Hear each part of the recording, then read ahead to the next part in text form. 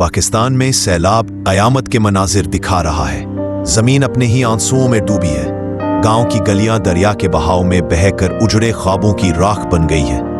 ये पानी नहीं, ये वक्त का बेरहम तूफान है। कुदरत के ऐसे गजब के पीछे वो लोग तैयार खड़े होते हैं जिनके लिए हर आफत मुनाफा होती है। रिलीफ के नाम पर जमीनों की खरीदो फरोख्त, बेघरों के नाम पर नए कर्जे, पानी उतरने से पहले ही जमीन का मालिक बदलने लगता है। ये किताब भी ऐसे ही इंसानी दुखों के सौदागरों के बारे में है। ये है शार्क डॉक्ट्राइन। दुनिया में कुछ लोग ऐसे हैं जो सान्हे को देखकर रो पड़ते हैं, और कुछ ऐसे भी हैं जो मुस्कुरा देते हैं क्योंकि उन्हें पता है अब मौका आया है। ये किताब उन्हीं लोगों के बारे में है, वो सियासतदान, सरमायाकार, थिंक टैंक्स और आलमी इदारे जो बुहरान को मंसूबे के तौर पर इस्तेमाल करते हैं। जलजला आए, जंग छिड़ जाए या मईशत गिर जाए, उनके लिए ये लम्हा खुशी का होता है। ये महज मफरूजा नहीं बल्कि एक फार्मूला है जिसे दहाइयों से आजमाया जा रहा है।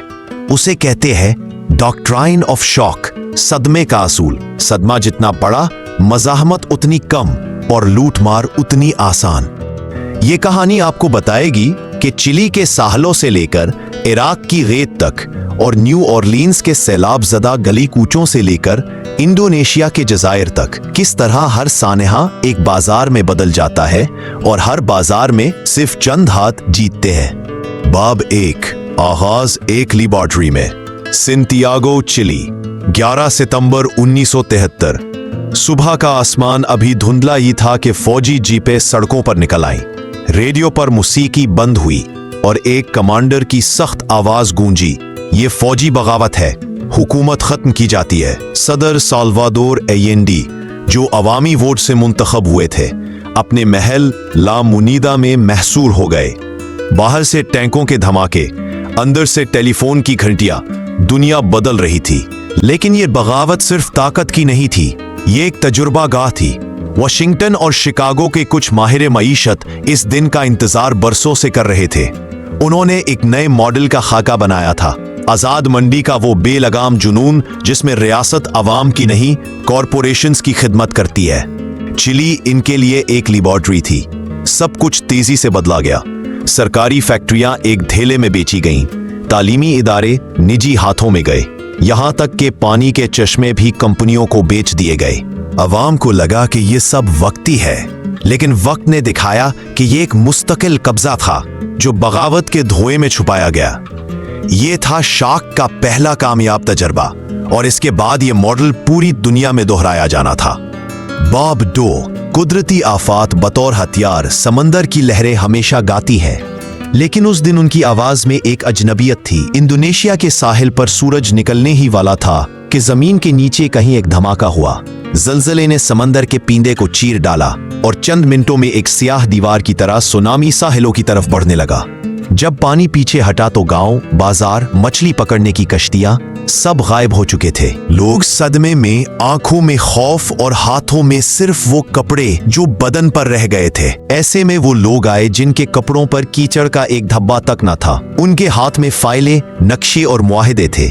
उन्होंने कहा, हम आपको नया घर देंगे, लेकिन यहाँ नहीं।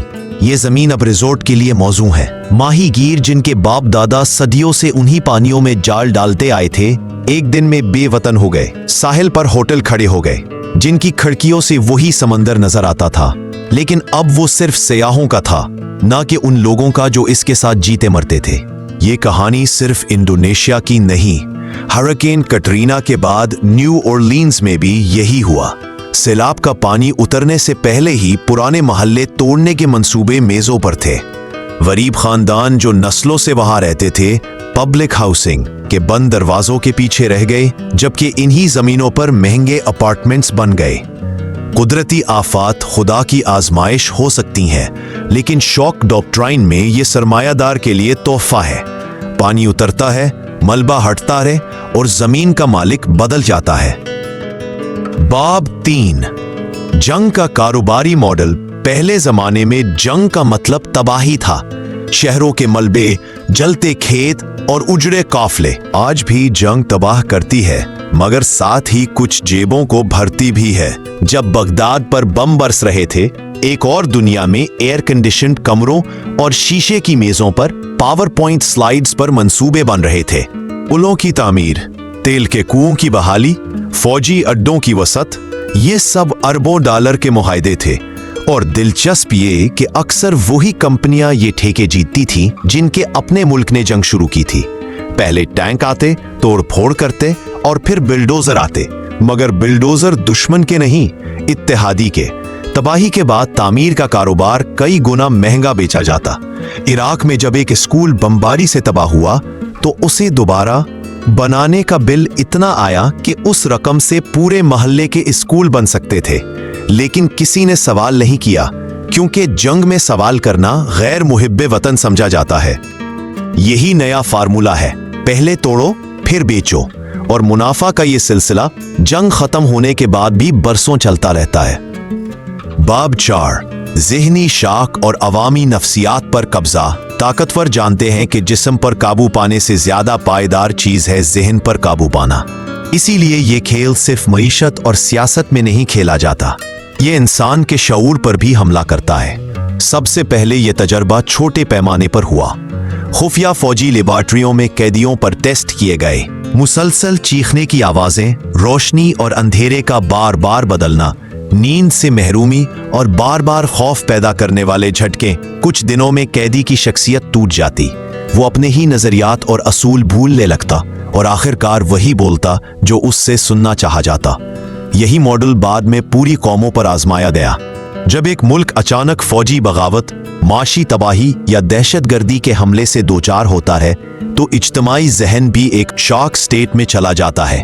लोग उलझन में होते हैं, खौफजदा होते हैं और सबसे बढ़कर बेबस होते हैं। इसी लम्हे वो पॉलिसी, वो कानून, वो मुआहदे लाए जाते हैं जो आम हालात में अवाम कभी कबूल ना करते। लेकिन शाख की हालत में लोग सवाल कम और हाँ ज्यादा करते हैं। ये कब्जा नजर नहीं आता, कोई टैंक, कोई बारूद, कोई बुलडोजर नहीं। ये कब्जा ज़हन के अंदर होता है और जब शऊर संभलता है तो बहुत देर हो चुकी होती है। बाब 5, तालीम और बयानिए पर कब्जा। जब किसी कौम पर शॉक डॉक्ट्राइन का वार होता है तो पहला हदफ उसका हाल होता है, मगर असल हदफ उसका मुस्तकबिल होता है, और मुस्तकबिल की कुंजी है तालीम। ताकतवर जानते हैं कि अगर आने वाली नस्ल को ये सिखा दिया जाए कि उनकी मौजूदा हालत ही तरक्की है तो वो कभी सवाल नहीं करेंगे। इसीलिए बहरान के फौरन बाद निसाब पर कब्जा कर लिया जाता है। स्कूलों में सरकारी तारीख को बदल दिया जाता है। वो दिन जब अवाम सड़कों पर निकाले गए या फैक्ट्रियों से निकाले गए, किताबों में इस्लाहात के तौर पर लिखे जाते हैं। वो रहनुमा जो अवाम के लिए खड़े हुए, उन्हें माशी रुकावट या कौमी सलामती के दुश्मन करार दिया जाता है। निजी कंपनियां स्कूलों में दाखिल होती है। क्लासरूम में सिर्फ आदादो शुमार नहीं, ब्रांड्स भी पढ़ाए जाते हैं। बच्चों को ये सिखाया जाता है कि बाजार ही सब कुछ है और रियासत का काम सिर्फ कारोबार की खिदमत करना है। यूं एक नस्ल ऐसी परवान चढ़ती है जो अपने इस्तेहसाल को कुदरती समझती है, और जब वो बालिग होती है तो वही निजाम आगे बढ़ाने में फख्र महसूस करती है। ये सब खामोशी से होता है, कोई एहतजाज नहीं, कोई मजाहिरा नहीं, क्योंकि जिन्हें एहतजाज करना था उनके जहन पहले ही निसाब के जरिए कैद हो चुके होते हैं। बाब 6, शॉक का ना खत्म होने वाला साइकिल। शॉक डॉक्ट्राइन का सबसे खतरनाक पहलू ये है कि ये एक बार का खेल नहीं। ताकतवर जानते हैं कि वक्त के साथ अवाम में मज़ाहमत पैदा हो सकती है, इसलिए वो वक्फे वक्फे से नए झटके देते हैं, कभी बड़े कभी छोटे, मगर हमेशा उतने के जख्म ताज़ा रहे। ये झटके कई शक्लों में आते हैं। एक नया मालियाती बुहरान, दहशतगर्दी के नाम पर हंगामी कवानीन, अचानक सब्सिडी का खात्मा, या कुदरती आफात के बाद तामीर नौ के बहाने नजकारी हर शाख के बाद कुछ और बेचा जाता है, कुछ और नजी किया जाता है, कुछ और इख्तियार अवाम से लेकर चंद हाथों में दे दिया जाता है। अवाम एक शाख से संभलने में बरसों लगा देते हैं, लेकिन अगला झटका आने से पहले कभी मुकम्मल तौर पर खड़े नहीं हो पाते। यूं एक ऐसा साइकिल बन जाता है जो नस्लों तक चलता है, जहां हर बच्चा अपने माँ बाप से ज्यादा मकरूज और हर महल्ला पहले से ज्यादा महंगा होता है। ताकतवरों के लिए यह दायरा मुनाफा का लामुतनाही चश्मा है। उनके लिए हर बहरान एक नया मौका है और हर मौका एक नया बहरान पैदा करता है। बाब 7 शाख का तोड़। मुजाहमत और बका की कहानियां ताकतवर चाहें तो ये यकीन दिलाने में कामयाब हो सकते हैं कि शाख डॉक्ट्राइन अबदी है, लेकिन तारीख बताती है कि जब अवाम मुत्तहिद हों तो ये खेल टूट भी सकता है। अर्जेंटीना 2001 जब मुल्क का मालियाती निज़ाम ज़मीन बोस हुआ और बैंकों ने अवाम की बचतें मुंजमद कर दी, लोग सड़कों पर निकल आए। सरमायादाराना मंडी के बाहर उन्होंने अपनी मईशत बनाई।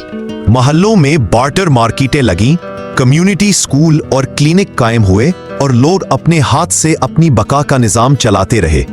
फिलिपाइन 1986 एक आमिर ने बरसों खौफ, सेंसरशिप और फौजी ताकत से हुकूमत की, लेकिन लाखों लोग पीपल्स पावर के झंडे तले जमा हुए।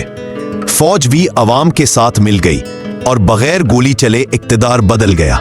बोलीविया 2000 वर्ल्ड बैंक के दबाव पर जब कोचाबम्बा शहर के पानी के ज़खायर गैर मुल्की कंपनी को बेच दिए गए तो अवाम ने पानी हमारा हक है के नारे से तहरीक चलाई। महीनों के एहतजाज के बाद हुकूमत को मुआहदा मनसूख करना पड़ा, पानी वापस अवाम का हो गया। ये मिसालें बताती हैं कि शौक का तोड़ मुमकिन है, लेकिन इसके लिए एक चीज लाजमी है, अवाम को बहरान के मालिक बनना होगा। अगर आफत आती है तो उसके बाद का एजेंडा भी अवाम तय करें, ना कि वो कंपनियां जो सानहे को कारोबार समझती है। जब लोग अपने ताल्लुकात, मकामी वसाइल और इज्तिमाई बका पर भरोसा करना शुरू करते हैं तो शौक स्टेट से निकलने का रास्ता खुल जाता है। ये आसान नहीं लेकिन मुमकिन है, और हर मिसाल ये साबित करती है कि मुमकिनात हमेशा मौजूद रहती है।